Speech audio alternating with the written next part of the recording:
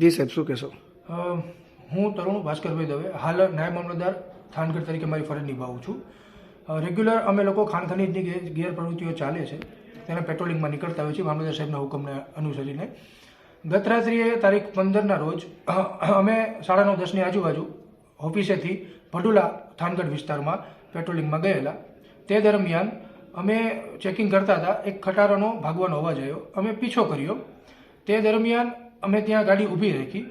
ત્યારે અચાનકથી એક બુલેટ આવ્યું. તે બુલેટ લઈને ભરતભાઈ રમેશભાઈ અલગોતર તે અચાનક અમારી સરકારી ગાડી પાસે આવ્યા. ત્યાં અમારા ડ્રાઈવરને કાચ ખોલીને જેમ ફાવે એમ ગાળો બોલવા માંડ્યા. ત્યારબાદ એમને હાથ ચાલાકી કરી, ડ્રાઈવરને મારવાની કોશિશ કરીને માર્યો પણ. ત્યારબાદ અમે લોકો ત્યાંથી જેમ તેમ કરીને નીકળી ગયા. પાછા આવતા હતા ત્યારે વ્રજ ફાર્મ પાસે, ત્યાં કાંટો છે, ત્યાં વ્રજ ફાર્મ પાસે એ લોકો 7 થી 8 જણા ધોકા અને પાઇપલાઇન ઊભા રહી ગયા ગાડીને રોકવા માટે. પરંતુ અમે ગાડી રોકી નહીં, ત્યાંથી નીકળી ગયા જેમ તેમ કરીને.